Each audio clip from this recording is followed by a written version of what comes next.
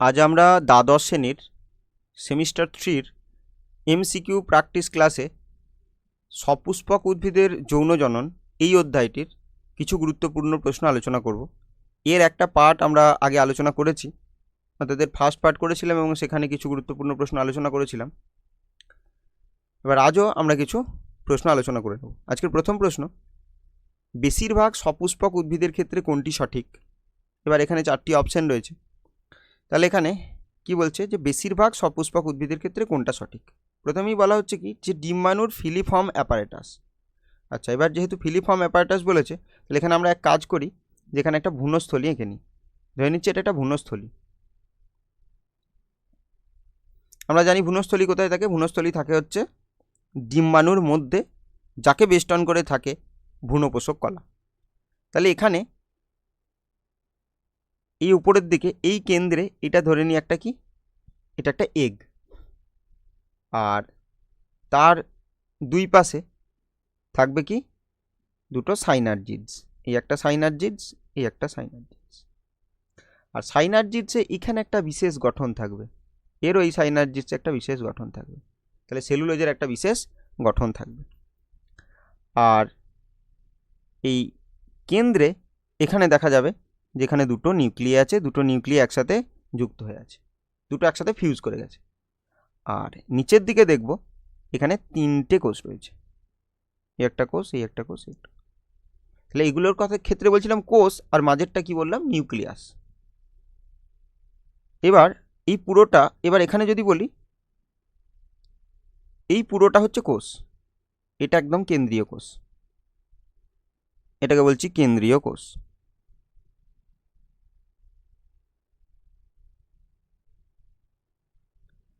আর এই মাঝে যেটা আছে, এই দুটোকে একসাথে যদি বলি যে টুয়েন, এটাকে যদি টুয়েন বলি, তাহলে সেই টুয়েনটা হচ্ছে কি, টুয়েনটা হচ্ছে নির্ণীত নিউক্লিয়াস।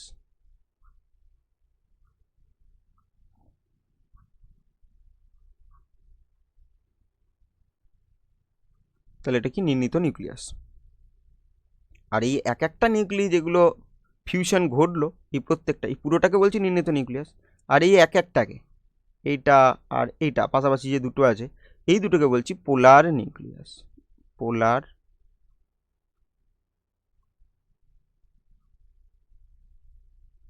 এই দুটোকে বলছি পোলার নিউক্লিয়াস। আর নিচের দিকে যে 3টে ছিল, এই 3টে সেল, এই 3টেকে কি বলবো, প্রতিপাদ কোষ সমষ্টি।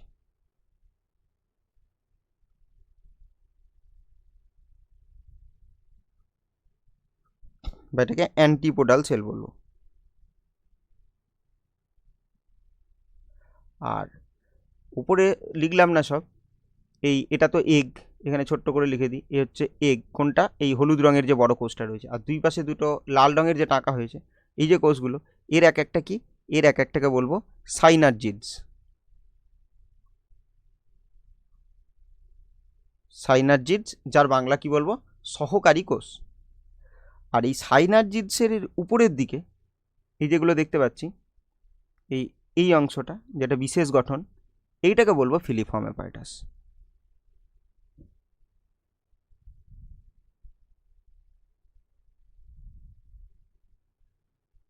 Filiform apparatus. তাহলে এখানে যদি দেখি এই ভ্রূণস্থলীতে টোটাল কোষ সংখ্যা কত,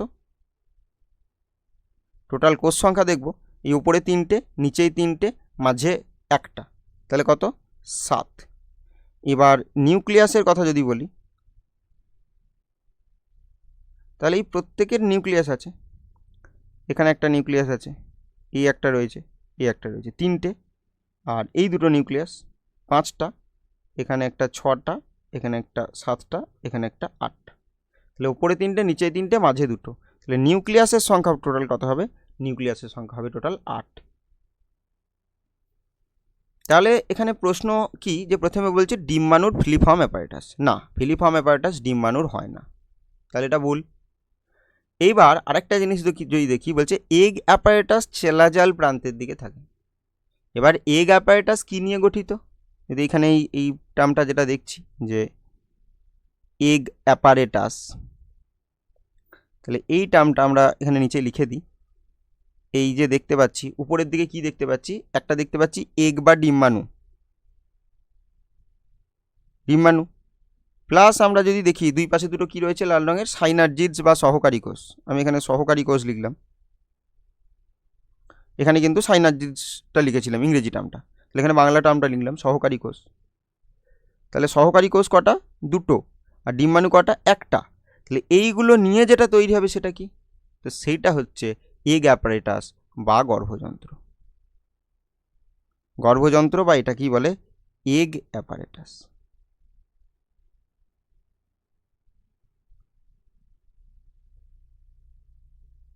তাহলে বলছি এগ অ্যাপারেটাস চেলাজাল প্রান্তের দিকে অবস্থিত না, এটাও ঠিক না।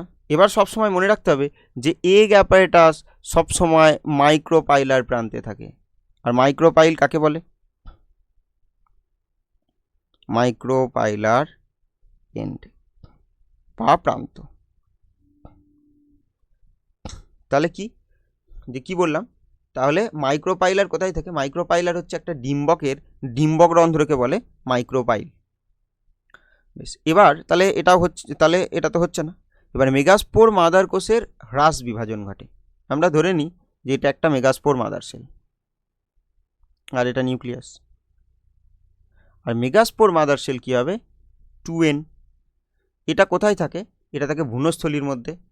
এইবার ভ্রূণস্থলী না, কি বলবো, নিউসেলাস বা ভ্রূণপোষক কলা। তাহলে কোথায় থাকবে? ওটা থেকেই ভ্রূণস্থলী গঠন হবে। মেগাস্পোর মাদার সেল, আমরা যদি দেখি এটা megaspore mother sell, megaspore mother sell এটা কোথায় থাকে? এটা যদি একটা ডিম্বাণু হয়, ধরে নিচ্ছে এটা একটা ডিম্বাণু, এগুলো যেগুলো আঁকছে এগুলো ইন্টেগুমেন্ট। এর মধ্যে এইটা নিউসেলাস যদি ধরি, তাহলে এর মধ্যে এটা নিউসেলাস, এই যে এটা আঁকলাম এটা নিউসেলাস, আর এর মধ্যে এই যে কোষটা দেখতে পাচ্ছি নিউসেলাসের মধ্যে, সেটা হচ্ছে মেগাস্পোর মাদার সেল। বেশ, এই যে মেগাস্পোর মাদার সেলটা রয়েছে, তাহলে এ কোন পদ্ধতিতে বিভাজন করবে? এ মিওসিস। তাহলে মিওসিস পদ্ধতিতে বিভাজন করবে এবং বিভাজনের ফলে কি সৃষ্টি করবে? 4টে হ্যাপ্লয়েড কোষ সৃষ্টি করবে। তো এইভাবে 4টে হ্যাপ্লয়েড কোষ সৃষ্টি করবে, যার মধ্যে দেখা যাবে ম্যাক্সিমাম ক্ষেত্রে এই 3টে ডিজেনারেট করে যায়, আর এই একটা, এখানে অবশ্যই একটা নিউক্লিয়াস রয়েছে, তাহলে এই একটা, এটা কি করে? এটা কার্যকরী মাদার কোষ বা ফাংশনাল মেগাস্পোর রূপে আচরণ করে। ফাংশনাল মেগাস্পোর, হ্যাঁ। এইবার অনেক ক্ষেত্রে এই 4টে, অনেক সময় দেখা যায় 4টেই ফাংশনাল মেগাস্পোর রূপে আচরণ করতে পারে, কিন্তু সাধারণত দেখতে পাচ্ছি বেশিরভাগ ক্ষেত্রে 3টে নষ্ট হয়ে যায়, একটা ফাংশনাল মেগাস্পোর রূপে আচরণ করে। তারপর এটা কি করে? মাইটোসিস পদ্ধতিতে বিভাজিত করে। তাহলে এটা কি করে? মাইটোসিস পদ্ধতিতে বিভাজিত। এখানে কতবার বিভাজন করে? 3বার মাইটোসিস পদ্ধতি বিভাজন করে। আর সেটা কীরকম বিভাজন? ফ্রি নিউক্লিয়ার বিভাজন, মুক্ত নিউক্লিয়ার বিভাজন। তার মানে কি? বারবার কোষ বিভাজনের সময় নিউক্লিয়াস তো বিভাজিত হবে, কিন্তু সেল ওয়াল গঠন হবে না। দিয়ে কী হবে? একটা কোষের মধ্যে একাধিক নিউক্লিয়াস। তাহলে কি বলছি? মাইটোসিস ঘটছে কতবার? 3বার। একবারে কবার ঘটে? 2টো ঘটে, আর 3বারে তাহলে 2⁻³ সমান 8টি। তাহলে এই যে এখানে দেখতে পাচ্ছি 8টি নিউক্লিয়াস গঠন হয়েছে, তাহলে এখান থেকেই ভ্রূণস্থলী গঠন হলো। তাহলে ডিম্বাণুর মধ্যে, ডিম্বকের মধ্যে থাকা নিউক্লিয়াসের মধ্যে একটা কোষ থাকে আর্কিস্পোরিয়াল কোষ, সেটা থেকে কি গঠিত হয়? সেটা মাইটোসিস পদ্ধতিতে বিভাজিত হয় এবং তারপরে কি গঠন করে? প্রাইমারি প্যারাইটাল সেল আর প্রাইমারি স্পোরোজিনাস সেল। সেই প্রাইমারি স্পোরোজিনাস সেলটা পরবর্তীকালে গঠন করে মেগাস্পোর মাদার সেল, যেটা এই যে এটা মেগাস্পোর মাদার সেল। সেখান থেকে সে মিওসিস পদ্ধতিতে ফাংশনাল মেগাস্পোর, আর সেই ফাংশনাল মেগাস্পোরটা 3বার মাইটোসিস পদ্ধতিতে বিভাজিত হয়ে 8টি নিউক্লিয়াস যুক্ত একটা ভ্রূণস্থলী গঠন করে, যেখানে কোষ থেকে কটি? 7টি। তাহলে কি বলছে? তাহলে মেগাস্পোর মাদার সেলের যদি বলি হ্রাস বিভাজন ঘটে, হ্যাঁ এটা তো ঠিক। তাহলে এখানে উত্তর কি হবে? উত্তর হবে অপশন সি, মেগাস্পোর মাদার কোষের হ্রাস বিভাজন ঘটে। এরপর কি দেখব? ডি, ভ্রূণস্থলীতে একটি ক্ষুদ্র কেন্দ্রীয় কোষ থাকে না। কেন্দ্রীয় কোষ তো থাকে, এই যে দেখতে পাচ্ছি যেটা কেন্দ্রীয় কোষ, এটা কেন্দ্রীয় কোষ কোথায় রয়েছে? একদম কেন্দ্রে। তাহলে এই যে কোষটা সব থেকে বড় কোষ, তাহলে এখানে কি বলেছে? ক্ষুদ্র, তো তার জন্য এটা ভুল। তাহলে এখানে উত্তর কি হবে? উত্তর হবে অপশন সি, মেগাস্পোর মাদার কোষের হ্রাস বিভাজন ঘটে। এবার আমরা পরের প্রশ্ন দেখব। আসলে এই প্রথম প্রশ্নটা দিয়ে যে আমরা কিছুটা রিভিশন দিয়ে নিলাম, এরপর কি করব, এর পরের প্রশ্নগুলো পরপর দেখব।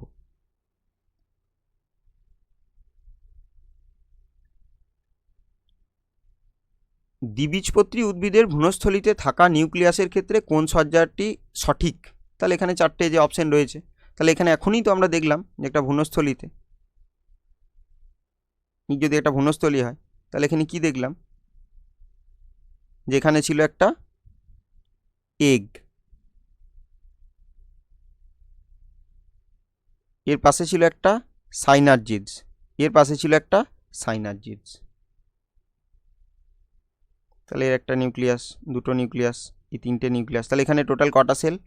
এখানে তিনটে সেল। আর মাঝে কি দেখব? তিনটে নিউক্লিয়াস। তাহলে মাঝে কি দেখব? এখানে দুটো নিউক্লিয়াস আছে, এখানে দেখতে পাচ্ছি দুটো নিউক্লিয়াস। আর এই প্রান্তে যদি দেখি, এই একটা কোষ, এই একটা কোষ, এই একটা কোষ। তাহলে এখানে কটা থাকবে? এখানে থাকবে তিনটে নিউক্লিয়াস। তাহলে এখানে থাকবে তিনটে। তাহলে উপরে থাকবে তিনটে, তারপরে থাকবে দুটো, তারপরে থাকবে তিনটে। তাহলে এইটা হচ্ছে সজ্জাক্রম। তাহলে এখানে উত্তর কি হবে? উত্তর হবে 3 + 2 + 3।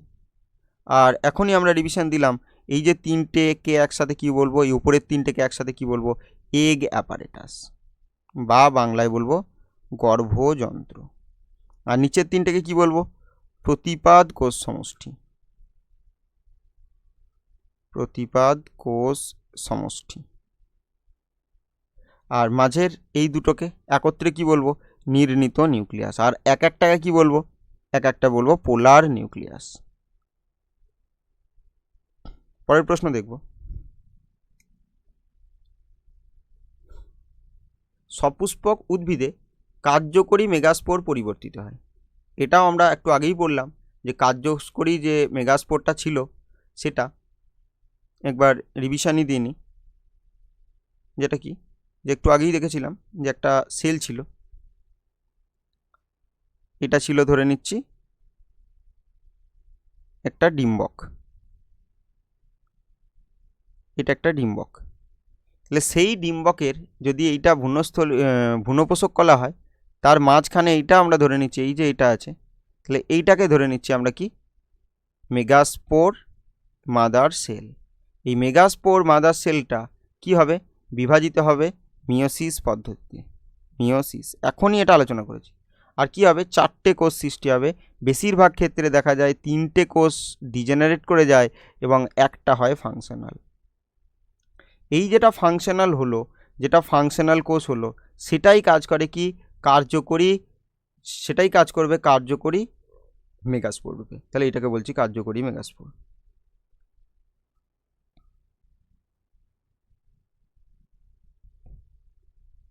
তাহলে এটা কার্যকরী মেগাস্পোর। তাহলে এই কার্যকরী মেগাস্পোরটা এরপর কি হবে? মাইটোসিস পদ্ধতিতে বিভাজিত হবে। কতবার? 3 বার। তাহলে এইটা মেগাস্পোর মাদার সেলটা কি ছিল? 2n। আর এটা কি? এটা n। তাহলে এটা যদি মাইটোসিস হয় তাহলে কি হবে? তাহলে দেখা যাবে 4টে কোষ, 8টা টোটাল কোষ সৃষ্টি হবে। আর যার মাধ্যমে এই গঠনটা আমরা এখনই দেখছিলাম, এই যে গঠনটা দেখতে পাচ্ছিলাম। তাহলে এটা কি? এটা হচ্ছে ভ্রূণস্থলী। তাহলে এটা ভ্রূণস্থলী, বা ইংরেজিতে এটাকে কি বলবো? Embryo sac. Embryo sac. যার এগুলো সব এন, এটা এন, এটা এন, নিচের এগুলো সব এন, মাঝেরটা কি হবে? 2n। যেখানে একটু আগেই দেখলাম গঠন দেখা যায় 3 + 2 + 3 নিউক্লিয়াসের গঠন। এখানে টোটাল কোষ কটা? টোটাল কোষ 7টা। টোটাল নিউক্লিয়াস কটা? টোটাল নিউক্লিয়াস 8টা। তাহলে এই যে মেগাস্পোর মাদার সেল ছিল, সেখান থেকে যে কার্যকরী মেগাস্পোর হলো, এই কার্যকরী মেগাস্পোর থেকে কি সৃষ্টি হলো? ভ্রূণস্থলী গঠন হলো। তাহলে এখানে উত্তর কি হবে? ভ্রূণস্থলী। সপুষ্পক উদ্ভিদের কার্যকরী মেগাস্পোর পরিবর্তিত হয় ভ্রূণস্থলীতে। পরের প্রশ্ন দেখব। সপুষ্পক উদ্ভিদের ক্ষেত্রে কোনটি ফিমেল গ্যামেটোফাইট রূপে পরিচিত? তাহলে কোনটি ফিমেল গ্যামেটোফাইট রূপে পরিচিত? এটাও একই। তাহলে কি বলবো? ভ্রূণস্থলী। তাহলে ভ্রূণস্থলীতেই আমরা কি দেখলাম, যে এটা যদি ভ্রূণস্থলী হয়, তাহলে ভ্রূণস্থলীতে এখানে কি ছিল? এই জায়গায় ছিল কি, এটা একটা এগ, বা এটাই কি, এটাই তো গ্যামেট। এটা কি তুই বলছি ডিম্বাণু, বলতে কি এটাই ফিমেল গ্যামেট।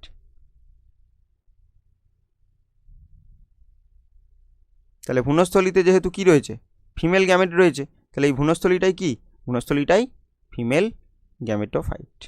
তাহলে সপুষ্পক উদ্ভিদের ক্ষেত্রে বলছে ফিমেল গ্যামেটোফাইট রূপে কোনটি পরিচিত, তাহলে উত্তর কি হবে, অপশন এ। পরের প্রশ্ন দেখব, সপুষ্পক উদ্ভিদের ডিম্বক ত্বকের প্লয়েডি কি রূপ হবে। তাহলে এবার এই অপশনগুলোর মধ্যে, তাহলে এবার আবারও যদি আমরা একটা কি এঁকে নিই, যে একটা, এটা ধরে নিচ্ছি একটা নিউসেলাস, আর এক কাজ করি নিউক্লিয়াসের মধ্যে এটা ধরে নিচ্ছি ভ্রূণস্থলী, আর তার বাইরে যেখানে এটা একটা ইন্টেগুমেন্ট, এটাকে কি বলবো, এটাকে বলবো ইনার ইন্টেগুমেন্ট, আর এর বাইরের দিকে যেটা আঁকবো সেটা হচ্ছে আউটার ইন্টেগুমেন্ট।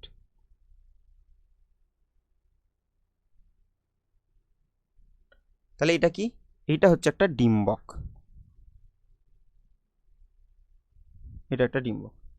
এবার বলছে ডিম্বক ত্বকের, তাহলে এখানে ডিম্বক ত্বক কোনটা, এটা একটা ডিম্বক ত্বক আর এইটা একটা ডিম্বক ত্বক, তাহলে এগুলোকে কি বলবো, ডিম্বক ত্বক।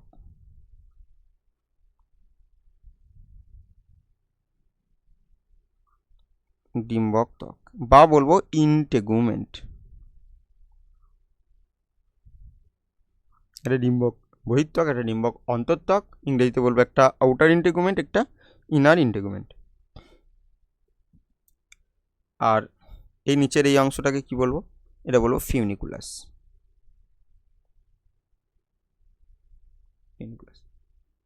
এবার এখানে যদি দেখি এই ভ্রূণপোষক কলা, এটা হচ্ছে ভ্রূণপোষক কলা, এই ভ্রূণপোষক কলা হচ্ছে 2n। এই যে ইন্টেগুমেন্টগুলোর কথা বললাম এটাও 2n।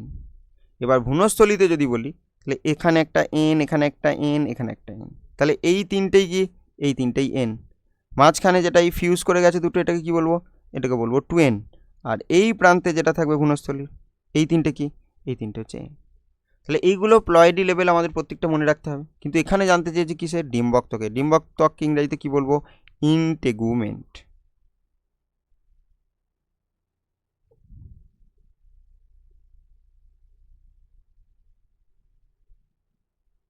ইন্টেগুমেন্ট, তাহলে ইন্টেগুমেন্ট কি দেখেছে এখানে, 2n, তাহলে উত্তর কি হবে, ডিপ্লয়েড। তাহলে উত্তর হবে ডিপ্লয়েড। পরের প্রশ্ন দেখব,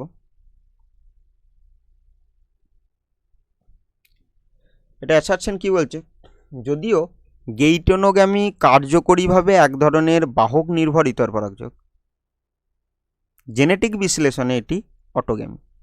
আর রিজন কি বলছে, গেইটোনোগ্যামির ক্ষেত্রে একটি ফুলের পরাগধানীর পরাগরেণু একই উদ্ভিদের অন্য ফুলের গর্ভমুণ্ডে স্থানান্তরিত হয়।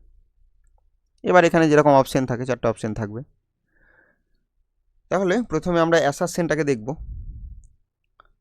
যে যদিও গেইটোনোগ্যামি, একটা টার্ম কি বলছে এখানে, গেইটোনোগ্যামি। তাহলে গেইটোনোগ্যামি মানে কি, মানে এটা একটা ধরে নিচ্ছি উদ্ভিদ, আর এই উদ্ভিদে এখানে একটা ফুল আছে, আর ফুলটা পুরুষ ফুল, এগুলো ধরে নিচ্ছি আমরা পুংকেশর চক্র। আর এখানে একটা ফুল আছে যেটা ধরে নিচ্ছি স্ত্রী ফুল, যেটাকে এইভাবে দেখাচ্ছি, এটা একটা গর্ভকেশর চক্র, গর্ভমুণ্ড এগুলো। তাহলে এইবার এই ফুলেরই পরাগরেণুটা যদি ওই ফুলে গিয়ে পড়ে, কিন্তু গাছ একই, তাহলে একই গাছ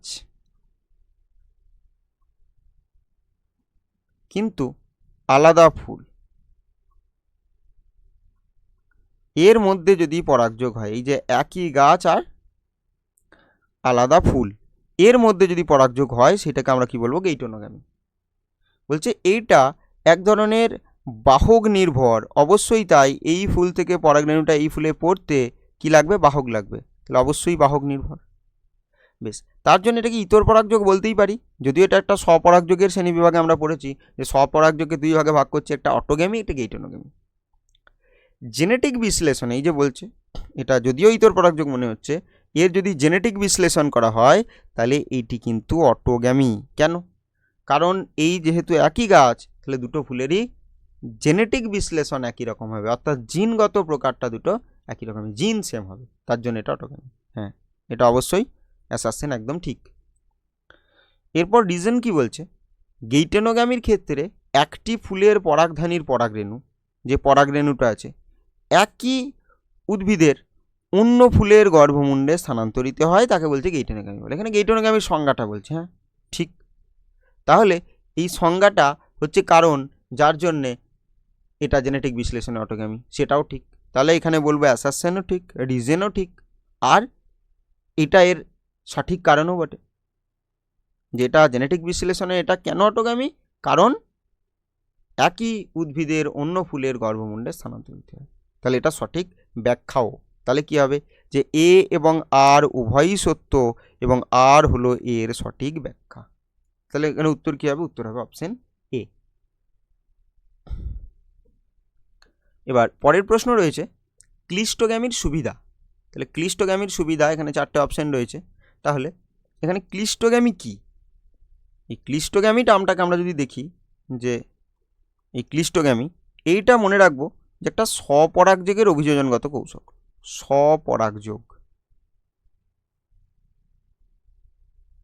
স্বপরাগযোগের অভিযোজনগত কৌশল।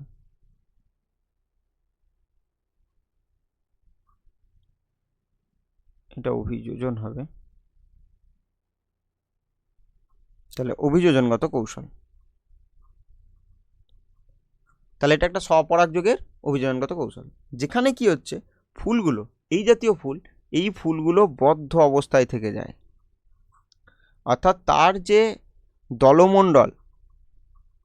দলমণ্ডলটা এটা ভালোভাবে প্রস্ফুটিত হয় না, ভালোভাবে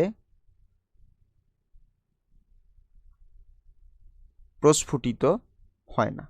তাহলে ভালোভাবে প্রস্ফুটিত না হওয়ার জন্য কি হবে, যেই বদ্ধ ফুলেই পুংকেশর গর্ভকেশর দুটোই থাকবে এবং পুংকেশর থেকে পরাগরেণু গিয়ে গর্ভমুণ্ডে পড়বে।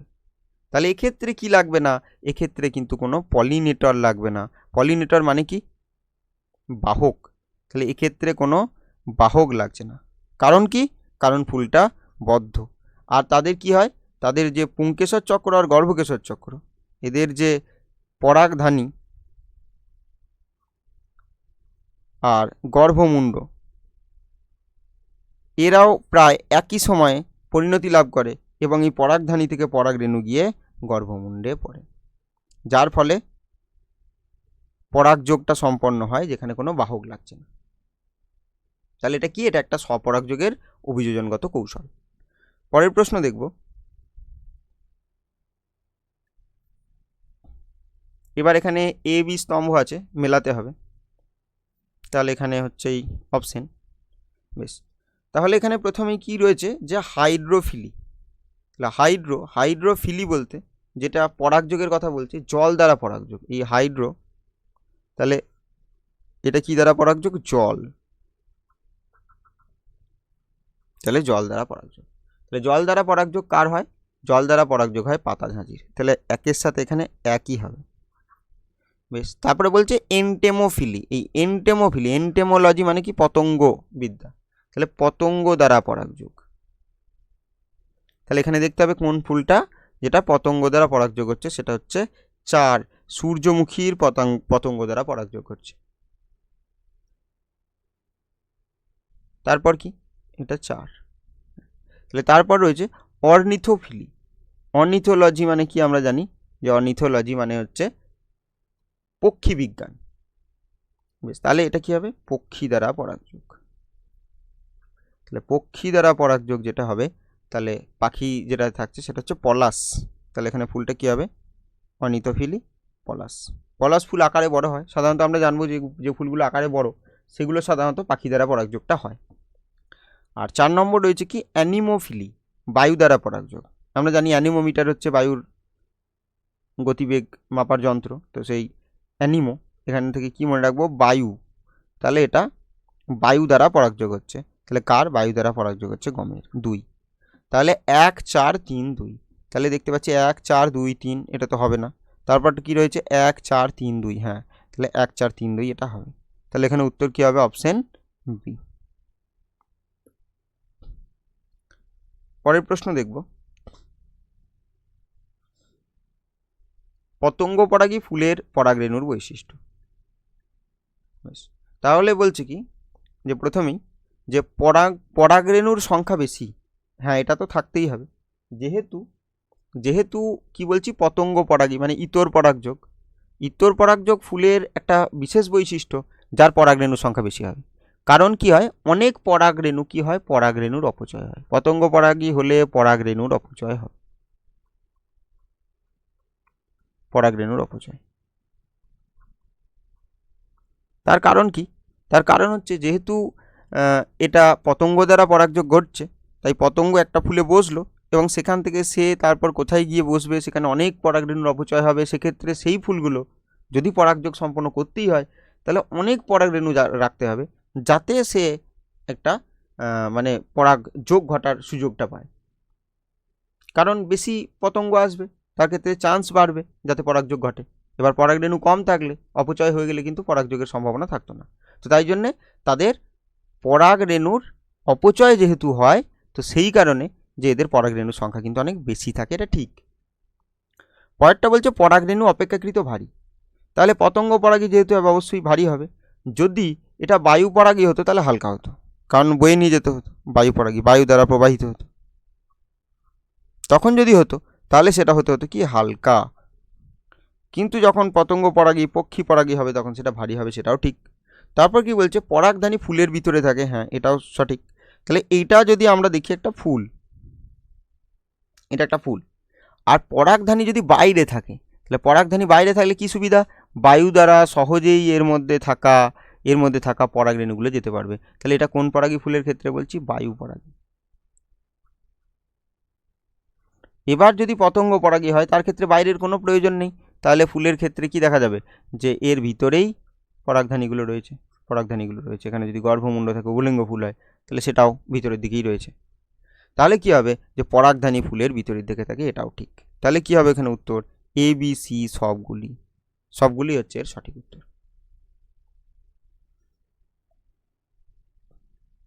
তাহলে এরপর কি আবার একটা স্তম্ভ রয়েছে, আর অপশন হচ্ছে এই চারটে। তাহলে কি বলছে যে ডিম্বক বা যাকে ইংরেজিতে কি বলি ওভিউল।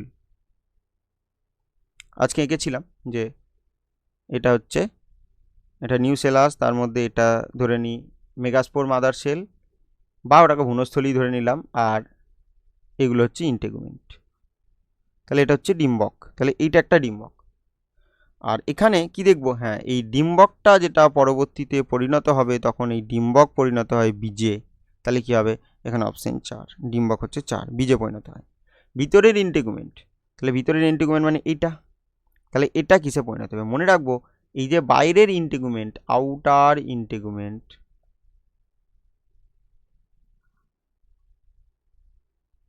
আর এটা হচ্ছে ইনার ইন্টেগুমেন্ট।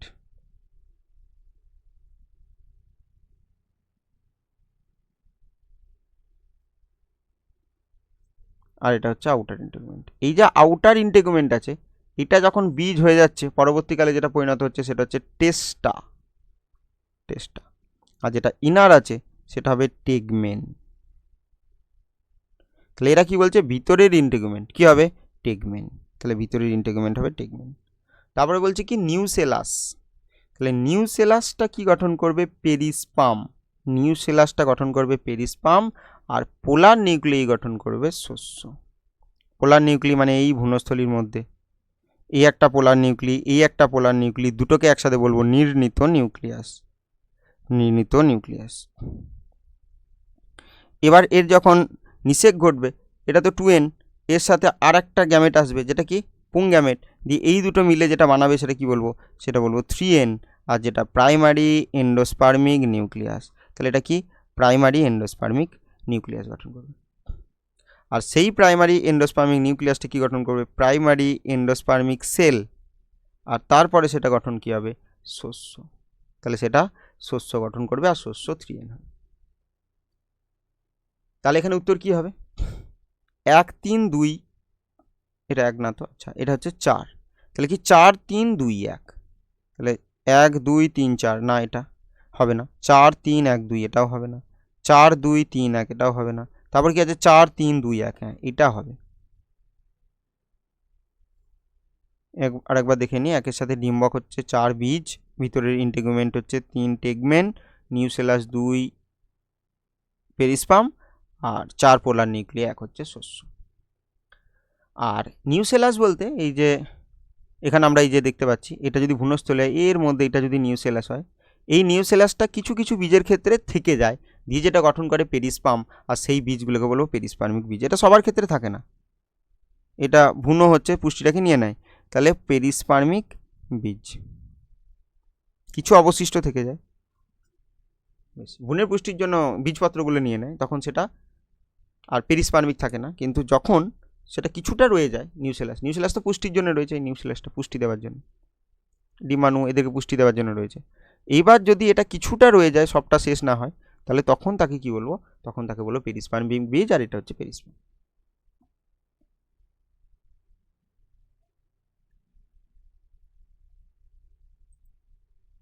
তাহলে এরপরে ছিল অ্যাক্টিভিটি, একটা প্রশ্ন থাকবে, যার উত্তর কিন্তু অবশ্যই তোমরা কমেন্ট বক্সে জানাবে। ফিলিফর্ম অ্যাপারেটাস দেখা যায়, অপশন এ প্রতিপাদ কোষ সমূহ, অপশন বি নির্ণীত নিউক্লিয়াস, অপশন সি হচ্ছে সাইনার্জিডস, এবং অপশন সি হচ্ছে নিউসেলাস।